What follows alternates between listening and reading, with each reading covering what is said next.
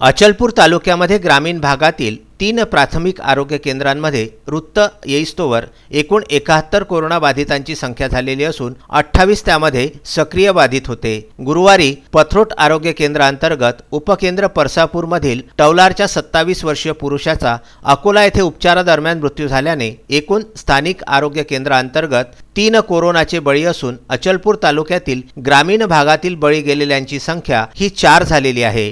टवलारचा रुग्ण निमोनियाग्रस्त असल्याची माहिती आहे। त्याच्या अतिसंपर्कात 7 व्यक्ती असून त्यांना परतवाडा येथील कल्याण मंडपम येथे विलगीकरणात पाठविण्यात आलेले आहे। ह्याच गावास लागून असलेल्या खंजिमा नगर येथील पुरुष अचलपूर बुंदेलपुरातील कोरोना बाधिताच्या संपर्कात आल्याने त्याचाही अहवाल सकारात्मक आलेला आहे। काकडा येथील 60 वर्षीय महिला किडनीच्या आजाराने त्रस्त असता अँटीजन तपासणीत सकारात्मक अहवाल आली असता तिच्या संपर्कातील 7 जणांनी संस्था विलगीकरणास नकार देत वैद्यकीय अधिकाऱ्यांशी हुज्जत घातली। महिला वैद्यकीय अधिकाऱ्यांनी पोलिसांचे सहकार्य घेत बऱ्याच आढेवेढे घेतल्यानंतर त्यांना विलगीकरणामध्ये परतवाडा येथे दाखल केले। पथरोट आरोग्य केंद्रांतर्गत 16 कोरोना बाधित झालेले असून 5 सक्रिय रुग्ण आहेत। स्थानिक गावातील रुग्णसंख्या एकूण 11 आहे। परसापूर टवलार याचेसह पथरोट येथील एक व्यक्ती मृत झालेला असून ह्यातच पथरोटच्या 9 वर्षीय बालकाचा समावेश आहे। चौथा मृत्यू धामणगाव गढी आरोग्य केंद्रामध्ये समाविष्ट आहे।